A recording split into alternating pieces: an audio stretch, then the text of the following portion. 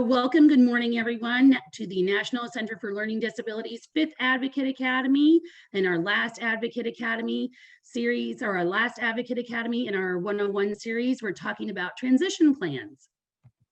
And with you, as always, is myself, Susan, and our parent leader, Dylan. And so we're going to move along quickly because I made a boo-boo. So again, forgive me. The importance of transition planning and what does it mean for our students with IEPs and 504 plans. As I said, I find the transition plan to be as equally important as the identification of children. So what is a transition plan? It's a formal process which assists students with disabilities to prepare for life after high school. Transition plans are more than brainstorming sessions. They are detailed plans meant to assist students with disabilities to achieve independent living. The plan will have specific goals with steps on how to achieve those goals. Transition planning is a natural process in your child's education. IDEA can include transition planning within the law. So that's how important it is. If it's mentioned specifically in the Individuals with Disabilities Education Act, well, that means there's something to it, right? That means they want it. That means that the writers and the creators of the law valued transition. So planning your child's post-high school future is more than a dream. It becomes reality with this transition plan. And the purpose of the plan is to establish post-secondary goals, outline the steps on how to achieve those goals, sharing of community and state resources that assist students with disabilities, learn about self-advocacy, which is very important, and ensure success outside the public K-12 school setting.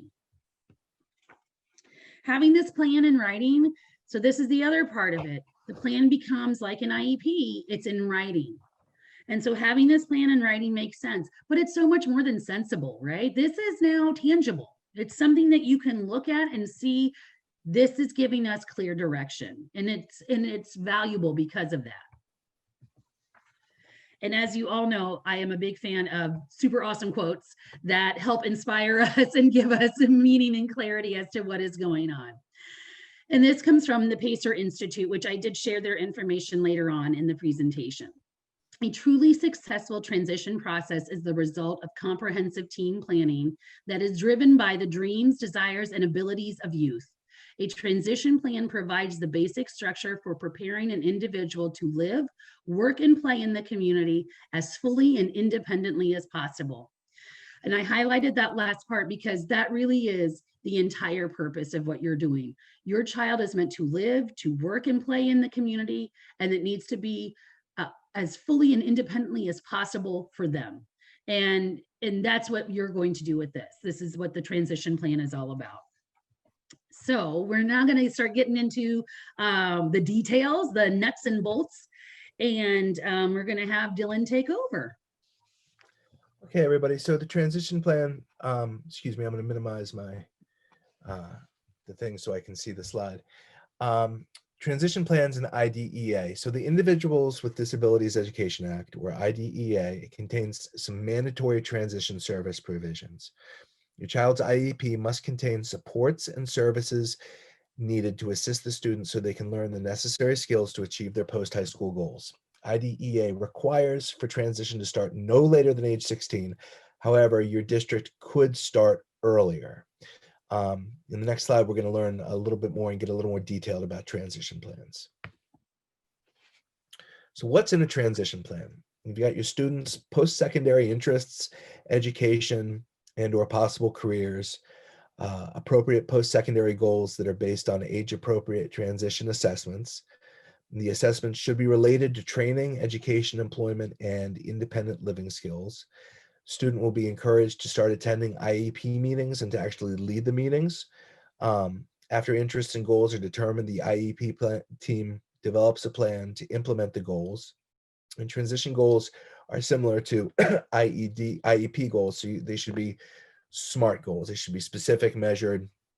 They should be all those things that we want the IEP goals to be. And in regards to evaluations, you should request that your child be reevaluated before they leave school. That's always a good idea to prepare them for post-secondary employment or schooling. Successful transition planning and implementation is always student focused. You got to remember that statement. Transition planning, it's all about the student. It's all about the student. Self-determination and self-advocacy are important skills which ensure student-focused planning and implementation. This is why students need to start attending the transition planning IEP meetings and start conducting those meetings themselves, because self-determination and self-advocacy is going to be so important for a student in school and throughout life. Note about evaluations. We have talked about evaluations and their importance in Advocate Academies 3 and 4. It cannot be said enough, so we're saying it again. Evaluations are very, very, very important. Unfortunately, some students run into issues with college if their evaluations are more than 3 years old. If a student has an evaluation in 9th grade and then passes up their triennial evaluation in 12th grade, they might be passing up their best chance to get appropriate documentation for their college or any post-secondary program. Transition plans and 504s. Students with 504 plans do not have the same rights to school-based transition planning that students with IEPs have. Ask if your school district provides transition planning for your child with a 504 plan. If the school doesn't, there are other ways to plan for your child. In the next slide, we'll give you alternative options for transition planning for a student with a 504 plan. So 504 plan transition options. Let's say your child has a 504 plan and the school district doesn't provide transition services. What's next? You should research your state's vocational rehabilitation center. Services vary by state. However, Voc Rehab or VR can help with identifying possible careers, finding a job, job support through coaching to help keep a job, if needed, finding assistive technology for the workplace, classes that teach independent living skills, apprenticeship programs or on-the-job training, and self-advocacy training and assistance. You should set up an appointment with your state's Voc Rehab. A Voc Rehab counselor will first assess your child's eligibility for services. Then your child will work with their counselor and establish an IPE, or individual plan for employment.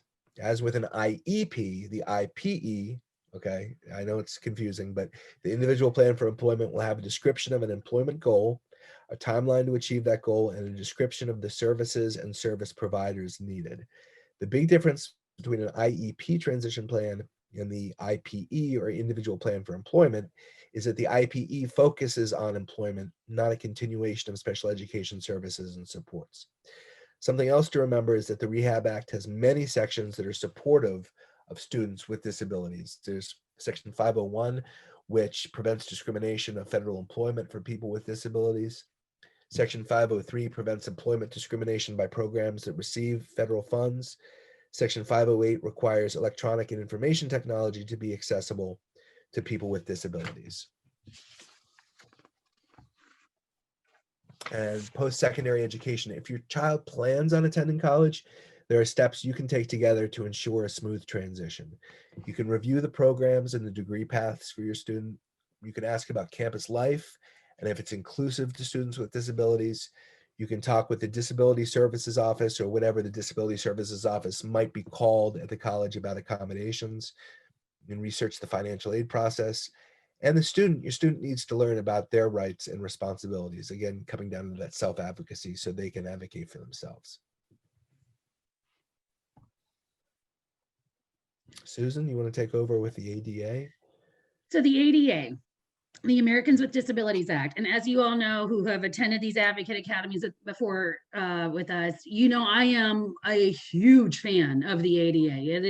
It is to me, one of the greatest pieces of legislation I think I've seen passed in my lifetime. And the ADA is for all of us. It's for every child and adult. It's amazing. So let's say your child says to you, oh, please don't make me go to school right away. I don't want to do a trade school. I don't want to do any continuing education. Can I please just get a job, right?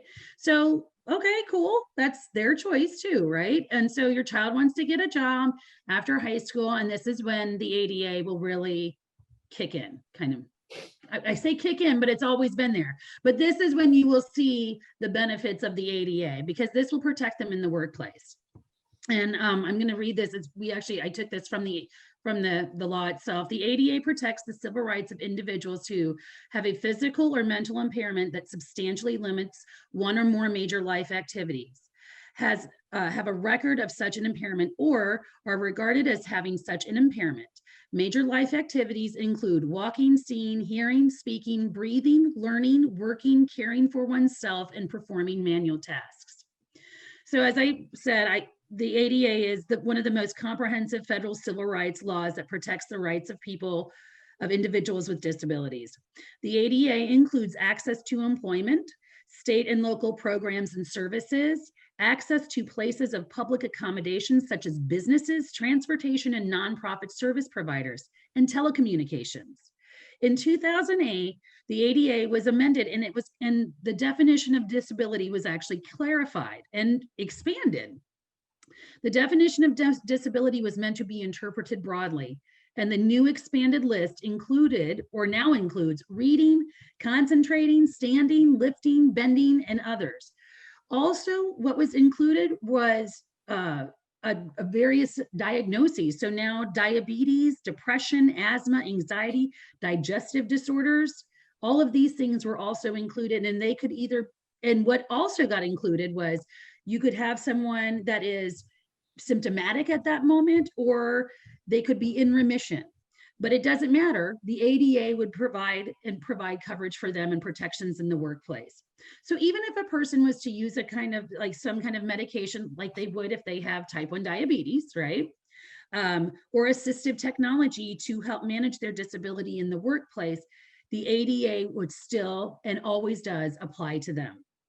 So I always like to give this example because it works. I mean, this is such a really interesting example. So I have 2 learning disabilities and ADHD, right?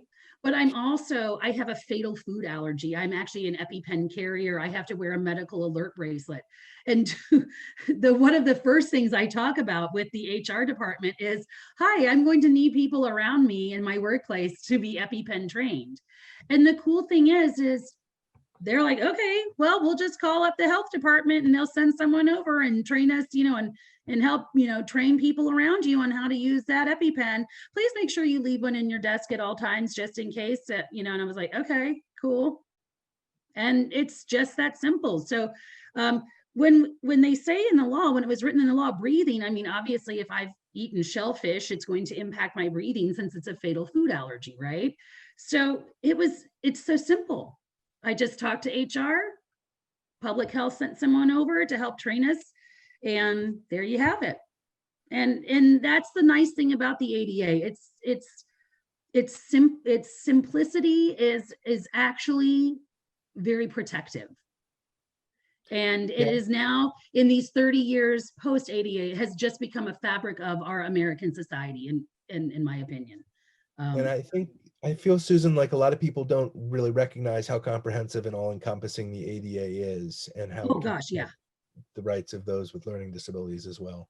Yes, yeah, because so many people have other, it's not just about the learning disability. I mean, if you have asthma as well, right? I mean, ADA is going to protect you in the workplace. Isn't that, it's beautiful, really, when you think about it. So, but I could go on forever and I will not do that. So sorry about that, everyone. But now, as you know, we love to give a list of articles. And so we have hyperlinked quite a few articles for you all about IEP transition, the Office of Special Education and Rehabilitative Services, which I believe that is actually through the US Department of Education. Transition planning from rights law. I have a couple of things in here about 504 plans in transition, vocational rehabilitation, and post-secondary education. And so, and the other thing is we will be sending out, this is why the recording was important.